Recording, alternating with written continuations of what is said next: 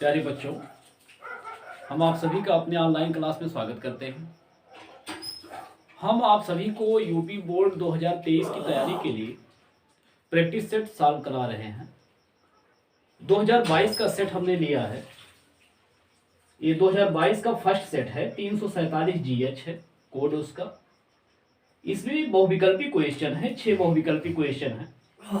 सारे बहुविकल्पी क्वेश्चन आपके सामने नजर आ रहे हैं।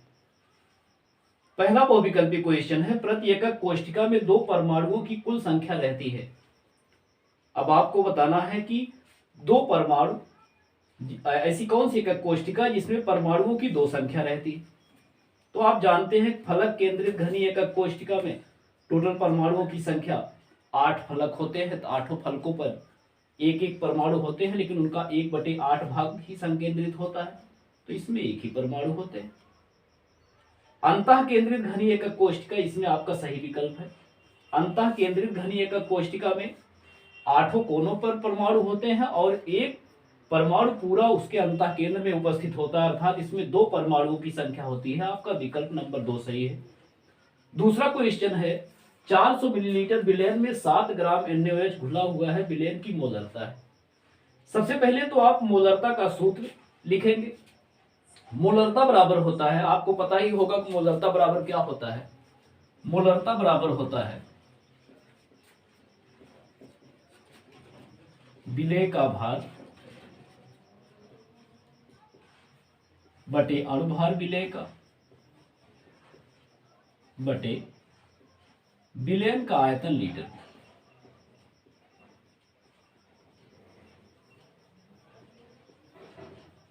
जब इस सूत्र से आप सॉल्व करेंगे तो विलेय का भार यहां दिया गया है 7 ग्राम।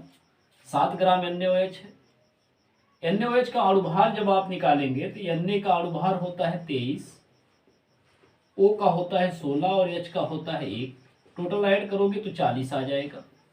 और आयतन दिया गया है यहाँ 400 मिलीलीटर, तो आ जाएगा 0.4 लीटर। इसको आप ऐसे कर सकते हो, 7/40 गुणे 0.4 गुणा कर देंगे आप, 4 चुक 16, 1.6। इसको जब आप कैंसिल करेंगे तो आ जाएगा आपका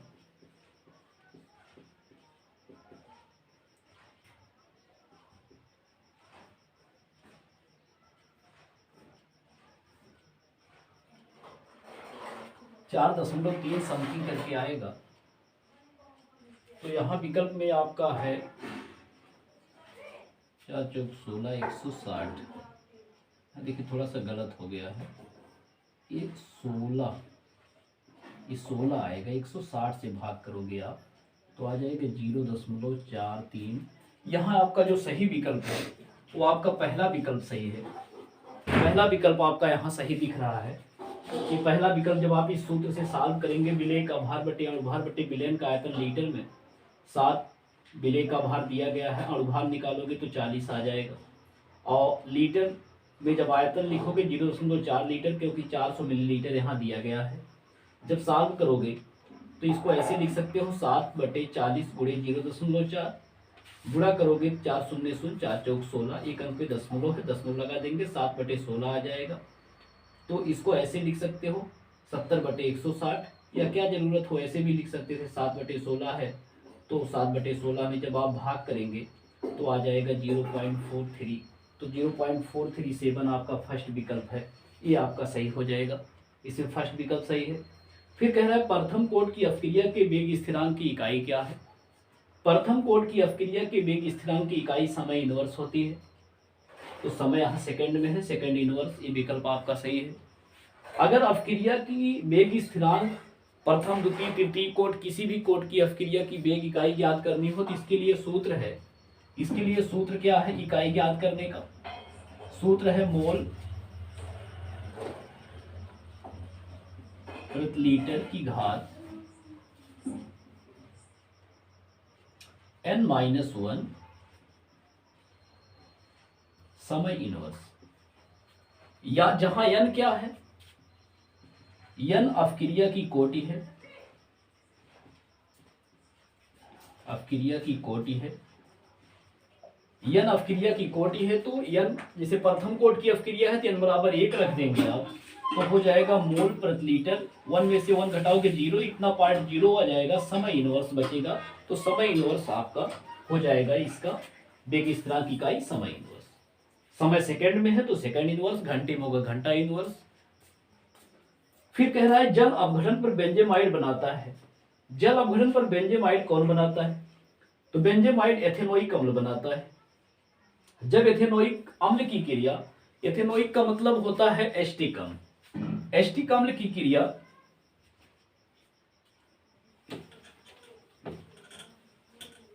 अम्ल, इसमें आपका सही विकल्प है एथेनोइक अम्ल। फिर अगला क्वेश्चन है आपका कि RnH2 plus CHCl3 plus KOH अवक्रिया कहलाती है। ये अवक्रिया कौन सी अवक्रिया है? यमीन की अवक्रिया जब क्लोरोफॉर्म और कास्टिक सोडा से करते हैं तो यहां आप जानते हो एल्किल आइसोसाइनाइड बनता है। एल्किल आइसोसाइनाइड एक कार्बिल अवक्रिया है, एक कार्बिल अवक्रिया है आपकी। कार्बिल अवक्रिया इस अवक्रिया को कहते हैं कार्बिल अवक्रिया।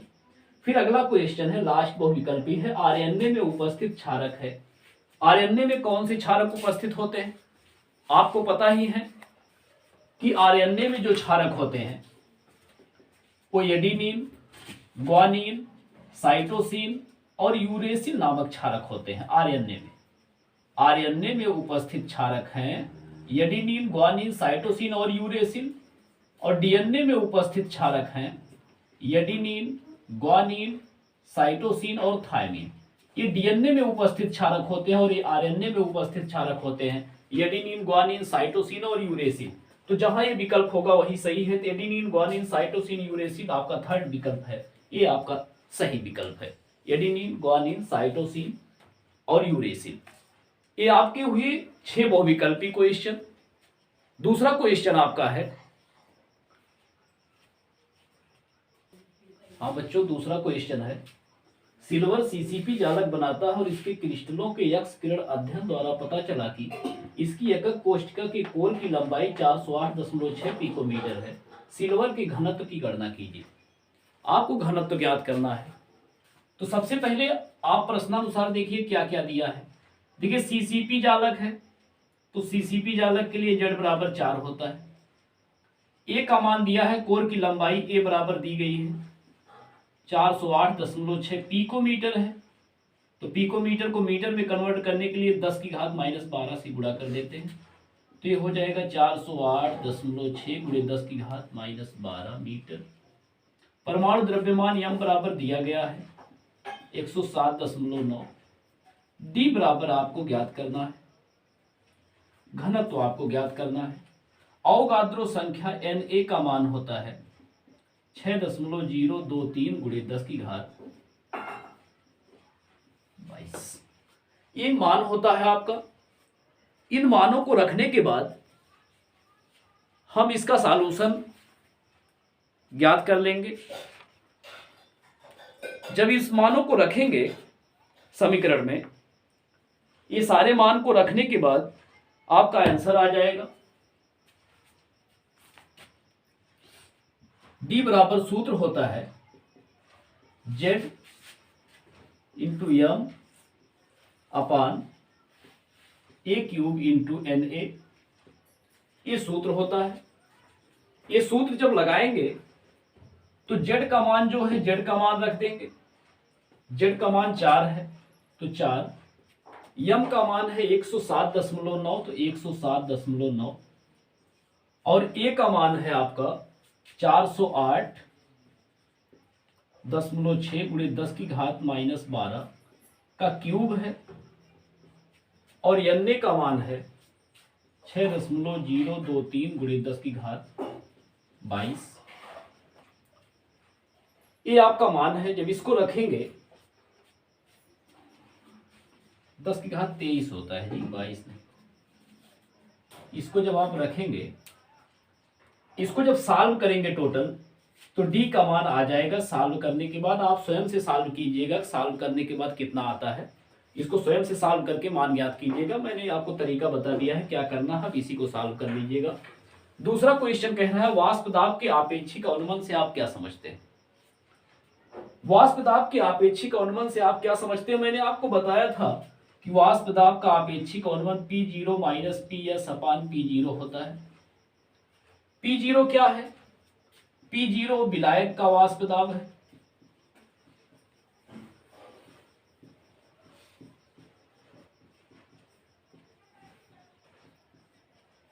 PS विलयन का वाष्प दाब है।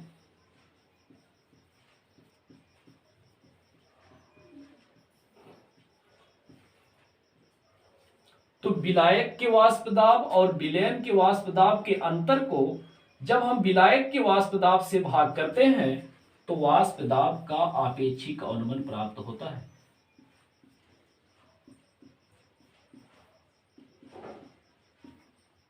वाष्प दाब का आपेक्षिक अवनमन बराबर होता है P0 माइनस PS अपान P0, जहां P0 विलायक का वाष्प दाब है, PS विलयन का वाष्प दाब है। तो जब विलायक और विलयन के वाष्प दाब के अंतर को विलायक के वाष्प दाब से भाग करते हैं तो वाष्प दाब का आपेक्षिक अवनमन प्राप्त हो जाता है। कह रहा है विलेय के वाष्प दाब एवं मोल प्रभाज के आपेक्षिक अवनमन के बीच संबंध का व्यंजक लिखिए। राउल्ट का नियम आपको बताया गया है कि वाष्प दाब का आपेक्षिक अवनमन विलयन में विलेय के मोल प्रभाज के बराबर होता है। वाष्प दाब का आपेक्षिक अवनमन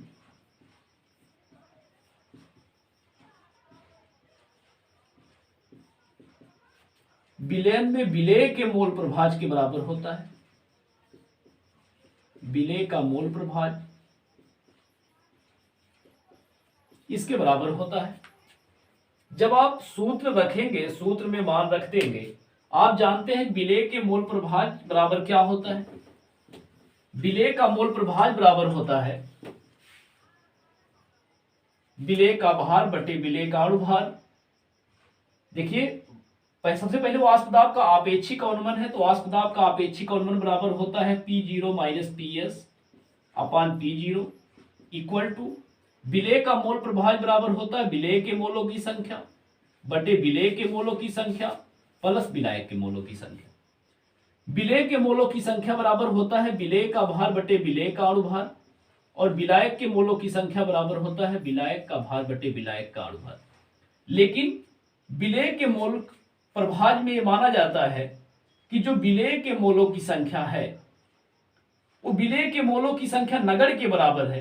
अगर ये मान ली जाए विलेय के मोलों की संख्या नगण्य के बराबर है तो हो जाएगा P0 माइनस PS अपान P0 equal to small n बटे कैपिटल n। जब स्मॉल n और कैपिटल N का मान रखेंगे तो हो जाएगा P0 माइनस PS अपान P0 equal to small w बटे स्मॉल m बटे कैपिटल W बटे कैपिटल M। ये आपका मान आ जाएगा। यही संबंध है। वाष्प दाब का आपेक्षिक अवनमन विलयन में विलेय के मोल प्रभाज के बराबर होता है, जहां स्मॉल w क्या है? विलेय का भार है, स्मॉल m विलेय का अणुभार है, कैपिटल W विलायक का अणुभार है, विलायक का भार है और कैपिटल M विलायक का अणुभार है। P0 विलायक का वाष्प दाब है, PS विलयन का वाष्प दाब है और यहाँ P0 विलायक का वाष्प दाब है। ये आपका संबंध आ गया। तो ये जो दूसरे का और खा का ये आंसर आपका 2-2 नंबर के क्वेश्चन है। ये दोनों क्वेश्चन सॉल्व करने के बाद आपको 4 नंबर मिलेंगे। अगला क्वेश्चन है विद्युत अपोहन की उपयोगिता लिखिए। देखिए विद्युत अपोहन होता क्या है? मैंने आंसर लिखा है विद्युत के द्वारा अपोहन करने की क्रिया को विद्युत अपोहन कहते हैं। लेकिन सिर्फ उपयोगिता बतानी है तो इस विधि के द्वारा विद्युत अपघट्ट की अशुद्धियों को दूर किया जाता है। इस विधि द्वारा विद्युत अपघट्ट की जो अशुद्धियां होती हैं उसे दूर कर दिया जाता है। इसके लिए विद्युत अपोहन बहुत इंपॉर्टेंट होता है। अशुद्धियों को, विद्युत अपघट्ट की अशुद्धियों को दूर करने के लिए विद्युत अपोहन बहुत उपयोगी होता है।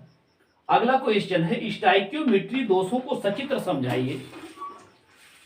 तो इसमें फ्रैंकल दोष, साटकी दोष, अंतराकाशी दोष, ये सब दोषों को आप विस्तृत समझा दीजिए। स्टाइकियोमेट्री दोषों को विस्तृत चित्र बना करके आप इसको बढ़िया से समझा दीजिए। इसको आप स्वयं से अपनी नोटबुक से देखिएगा। स्टाइकियोमेट्रिक दोषों को सचित्र समझाइए। इसमें फ्रैंकल दोष, साटकी दोष, अंतराकाशी दोष, ये सब आपके आएंगे तो उसको आप बढ़िया समझाइएगा। फिर कह रहा है निम्नलिखित पर टिप्पणियां लिखिए। वैद्युत कण संचलन, वैद्युत कण संचलन क्या होता है?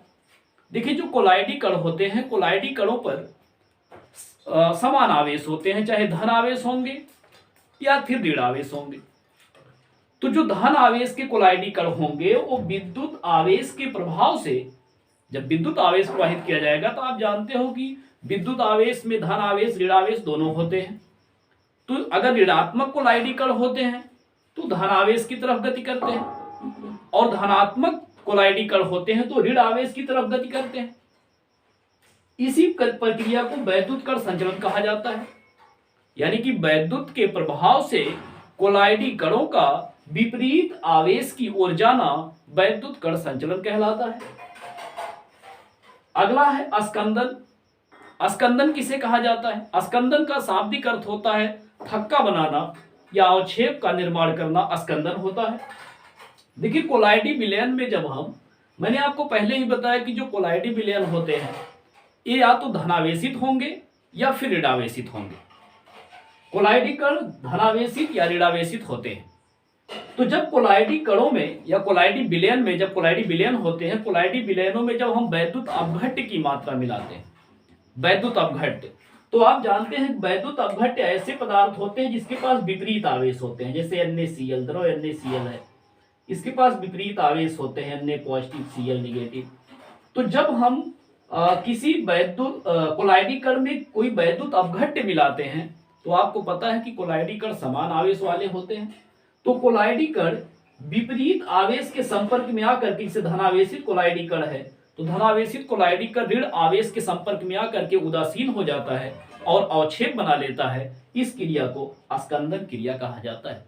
यानी कि इसका मैं शाब्दिक परिभाषा अगर आपको ऐसे बताऊं तो कोलाइडी विलयन में वैद्युत अपघट्य की मात्रा डालने पर कोलाइडी कण विपरीत आवेश के संपर्क में आकर के उदासीन हो जाते हैं और अवक्षेपित हो जाते हैं। इस क्रिया को अस्कंदन क्रिया कहा जाता है। ये हमारे क्वेश्चन है। ये सारे क्वेश्चन 2-2 नंबर के हैं। तो टोटल यहाँ 4 नंबर का ये क्वेश्चन है, 2-2 नंबर के, और 2 नंबर का ये है, फिर 2 नंबर का ये है। ये टोटल आपके 8 नंबर के क्वेश्चन हुए। हाँ बच्चों, अगला क्वेश्चन है, एक सेल के लिए मानक इलेक्ट्रॉन विभव 1.1 वोल्ट है। निम्नलिखित अपक्रिया के लिए मानक गिब्ज ऊर्जा की गणना कीजिए। गिब्ज ऊर्जा जी की गणना करनी है आपको। समीकरण दिया है Zn + Cu 2 positive arrow Zn 2 positive + Cu। देखिए, सबसे पहले तो आप ये जान लीजिए कि सूत्र क्या होता है। G बराबर होता है -Cn Fe0। ये सूत्र होता है। गिब्ज ऊर्जा की गणना इस सूत्र के द्वारा आप कर सकते हो। डेल्टा जी से प्रदर्शित करते हैं इसको। डेल्टा जी बराबर -N Fe0, जहां -N क्या है? इलेक्ट्रॉनों की संख्या है, कितने इलेक्ट्रॉन का त्याग हो रहा है, कितने इलेक्ट्रॉन का ग्रहण हो रहा है। तो आप यहां देख रहे हो Zn से हो रहा है Zn 2 पॉजिटिव, 2 इलेक्ट्रॉनों का त्याग हो रहा है, और ये Cu 2 पॉजिटिव से Cu हो रहा है तो 2 इलेक्ट्रॉनों का ग्रहण हो रहा है। अर्थात N बराबर है 2 इलेक्ट्रॉन, 2 इलेक्ट्रॉन का त्याग, 2 इलेक्ट्रॉन का ग्रहण, तो N बराबर 2 है। यह फैराडे नियतांक है। यह बराबर होता है 96,485, लगभग बराबर आप मान सकते हो 96,500 के। और E0 का मान है, यहां दिया है क्वेश्चन में 1.1 वोल्ट। 1.1 वोल्ट ये मान आपका है। इसको हम सॉल्व कर लेंगे, सूत्र में रख दीजिए आप। तो डेल्टा जी बराबर हो जाएगा 2 × 96,500 × 1.1। इसको जब आप सॉल्व करेंगे तो आपका आंसर आ जाएगा। अगला क्वेश्चन है, ग्लूकोज की निम्नलिखित से अपक्रिया का रासायनिक समीकरण लिखिए। सबसे पहले तो आप ग्लूकोज का सूत्र देखिए, किससे किससे अपक्रिया का समीकरण लिखना है। NH2OH, इसको कहते हैं हाइड्रॉक्सिल एमीन, और HCN हाइड्रोजन साइनाइड के साथ। ग्लूकोज का सूत्र होता है CHO CHOH का होल 4 CH2OH, इसे ग्लूकोज कहते हैं। इसकी क्रिया जब आप कराएंगे NH2OH से इसका H2 और इसका O बाहर निकल जाता है। इसको ऐसे भी स्ट्रक्चर बना के लिख सकते हो, CH डबल बॉन्ड O। तो इसका H2 इसका O बाहर, यानी कि H2O बाहर निकल जाता है और ये बन जाता है CH double bond NOH, CHOH का होल 4 CH2OH। इसे ग्लूकोस ऑक्सिन कहते हैं।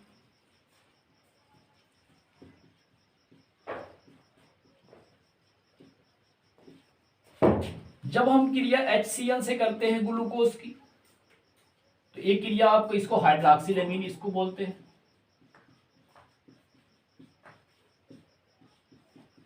हाइड्रोक्सिलेमीन। जब HCl से क्रिया करते हैं ग्लूकोज की, देखो मैं यही क्रिया HCl से करा दे रहा हूं। जब आप HCl से क्रिया करोगे तो यहां इसका डबल बॉन्ड ये टूटेगा ऐसे, CH O, और इसके O से इसका H जुड़ जाएगा और एक बॉन्ड से इसका CN जुड़ जाएगा। बाकी CHOH का होल 4 जैसे है वैसे रहेगा और ये हो जाएगा CH2OH। इसको कहते हैं ग्लूकोज साइनोहाइड्रिन। ग्लूकोज साइनोहाइड्रिन ये आपका बन जाएगा। ये 3 नंबर के क्वेश्चन है, 1.5 नंबर के। ये आपका 3 नंबर का है, तो 3 टोटल 6 नंबर हुए। ये आपके 2 क्वेश्चन तैयार हुए।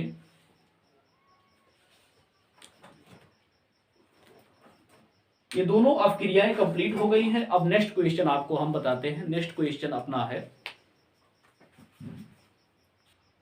हाँ बच्चों अगला क्वेश्चन है कि निम्नलिखित पर टिप्पणी लिखिए। 5 नंबर का क्वेश्चन है। पहला कह रहा है प्राथमिक एल्कोहल का बी हाइड्रोजनीकरण। मैंने आपको बताया है बी हाइड्रोजनीकरण का मतलब होता है हाइड्रोजन को बाहर निकालना। आप हाइड्रोजन को बाहर निकाल दीजिए, बी हाइड्रोजनीकरण हो जाएगा। प्राथमिक एल्कोहल का सूत्र होता है RCH2OH। RCH2OH को प्राथमिक एल्कोहल कहते हैं।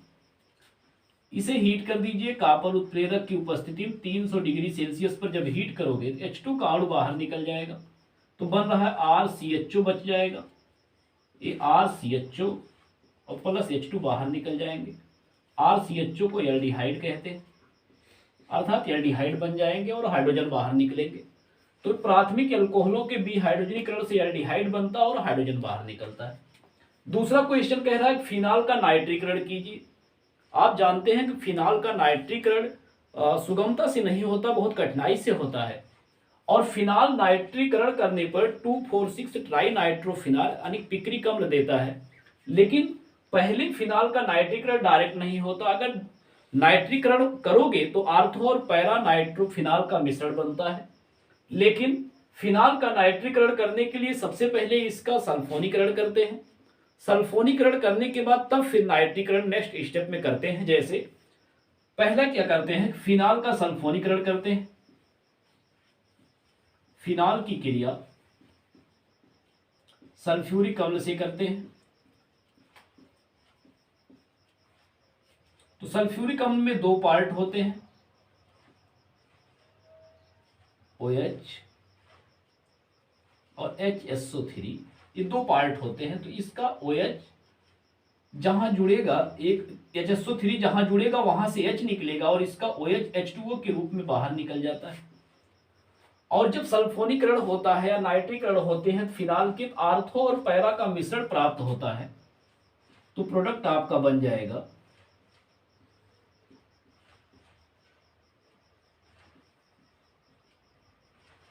SO3H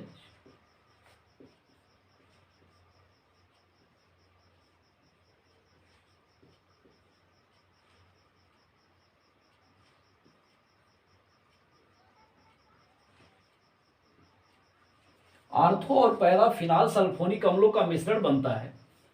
इसी मिश्रण का जब हम पुनः नाइट्रीकरण करते हैं, इसका जब हम HNO3 से क्रिया करते हैं, नाइट्रीकरण करते हैं, तो नाइट्रीकरण करने के बाद अगर हम एक स्टेप में करें इसको, तो ये बन जाता है इसका आर्थो और पैरा का मिश्रण इसमें भी बनता है NO2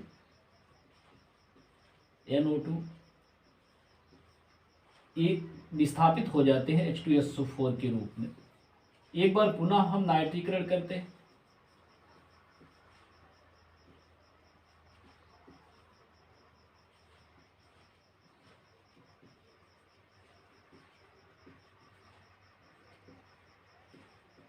बन जाता है 2,4,6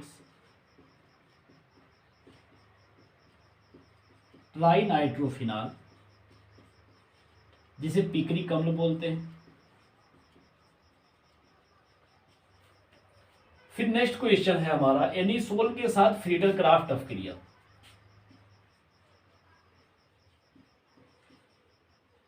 एनिसोल के साथ फ्रीडल क्राफ्ट अपक्रिया क्या है? डायरेक्ट देखिए दिया है एनिसोल, तो एनिसोल का सूत्र होता है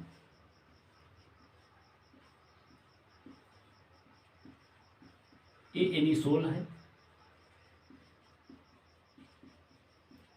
मैंने आपको पहले ही बताया है फ्रीडल क्राफ्ट अपक्रिया का मतलब होता है CH3Cl से क्रिया या फिर CH3COCl से क्रिया निर्जल एल्युमिनियम क्लोराइड की उपस्थिति में। तो CH3Cl से क्रिया करा दीजिए निर्जल एल्युमिनियम क्लोराइड की उपस्थिति में। जब आप क्रिया कराएंगे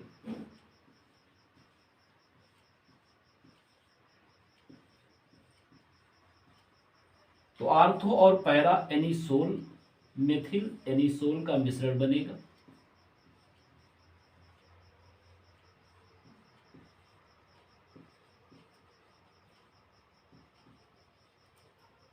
और आपका HCl बाहर निकल जाएगा। ये आपका ortho methyl anisole para methyl anisole का मिश्रण प्राप्त होता है। ये आपके होते हैं 5 नंबर के क्वेश्चन। तीनों टॉपिक आपके 5 नंबर के क्वेश्चन कंप्लीट होते हैं। नेक्स्ट क्वेश्चन, अगला क्वेश्चन है हमारा निम्नलिखित पर टिप्पणी लिखिए या निम्नलिखित के लिए रासायनिक समीकरण लिखिए। कोल्बे अपक्रिया, राइमर-टीमन अपक्रिया, विलियमसन संश्लेषण। ये भी 5 नंबर के क्वेश्चन है। ये दोनों 2-2 नंबर के हैं, लास्ट वाला 1 नंबर का है। कोल्बे अपक्रिया क्या होती है? कोल्बे अपक्रिया ये होती है आपकी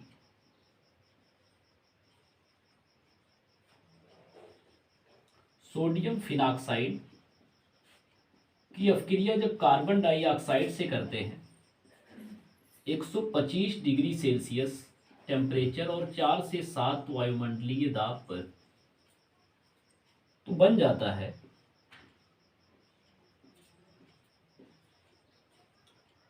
इसका COO यहां अटैच होता है। तो जब इसका COO यहां अटैच होता है तो यहां से हाइड्रोजन निकलता है। इसका सोडियम इधर आता है और हाइड्रोजन इसके पास जाता है, तो ये हो जाता है OH और ये हो जाता है COO Na। इसका Na इस पे आएगा। फिर इसका अम्लीकरण कर देंगे, किसी अम्ल से क्रिया कर देंगे, जैसे HCl है। HCl से जब क्रिया कराएंगे तो इसका Na इसका Cl बाहर निकल जाएगा, NaCl बाहर निकल जाता है और बन जाता है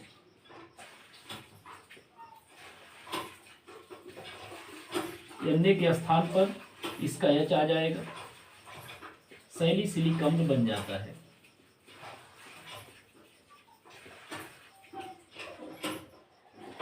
इस अपक्रिया को कोल्बे अपक्रिया कहा जाता है।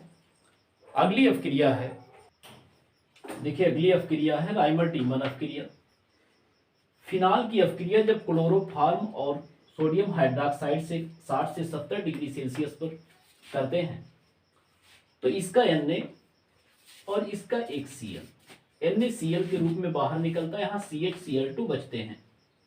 इस CHCl2 यहाँ अटैच हो जाते हैं आर्थो स्थान पर और इसका H के स्थान पे इसका Na चला जाता है और इसका H इसके OH के साथ H2O के रूप में बाहर निकल जाता है। पुनः NaOH से जब क्रिया कराते हैं 2NaOH से, तो Na इसके 2 Cl के साथ NaCl के रूप में निकल जाता है और इसका H2 और इसका एक O H2O के रूप में बाहर निकल जाता है और इसका एक O यहाँ CH के साथ CHO हो जाता है और ONA बन जाता है। फिर इसका HCl द्वारा जब अम्लीकरण करते हैं तो इसका H इसका Cl इसके Na द्वारा निकल जाता है NaCl और इसका H इसके स्थान पे चला जाता है, तो हो जाता है OH और CHO बन जाते हैं सैलिसिल एल्डिहाइड। ये सैलिसिल एल्डिहाइड मुख्य उत्पाद होता है राइमर-टीमन अपक्रिया का। अगली अपक्रिया है विलियमसन ईथर संश्लेषण। ईथर बनाने की महत्वपूर्ण अपक्रिया है विलियमसन संश्लेषण। सोडियम एल्काक्साइड की क्रिया जब एल्किल हैलाइड्स से करते हैं, या आप कह सकते हो सोडियम एल्काक्साइड को जब एल्किल हैलाइड के साथ गर्म करते हैं तो ईथर बनता है। इसका Na इसके X के साथ बाहर निकल जाता है, NaX, और बन जाता है ROR। ROR सूत्र के यौगिक ईथर कहलाते हैं।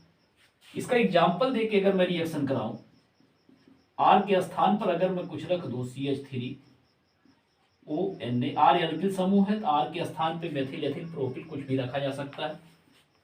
यहाँ C2H5 अगर रख देते हैं, या दोनों स्थानों पर C2H5 ही रख दे, X के स्थान पर Cl रख दे, गर्म करे तो NaCl बाहर निकल जाएंगे। ये आपका बन जाएगा C2H5O, इसी कहते हैं डाई एथिल ईथर। ये एथिल क्लोराइड है, ये सोडियम एथॉक्साइड है। ये आपकी तीनों अपक्रियाएं हुई, कोल्वे अपक्रिया, राइमर-टीमन अपक्रिया, विलियमसन ईथर संश्लेषण। यहां तक आपका लगभग 30 से 32 नंबर के क्वेश्चन सॉल्व हुए हैं। बाकी क्वेश्चन आपको नेक्स्ट वीडियो में हम आपको कल प्रोवाइड करवाते हैं। इतना आप तैयार कर लीजिए। वीडियो अच्छा लगे तो उसे लाइक, शेयर और सब्सक्राइब कर दीजिए। धन्यवाद।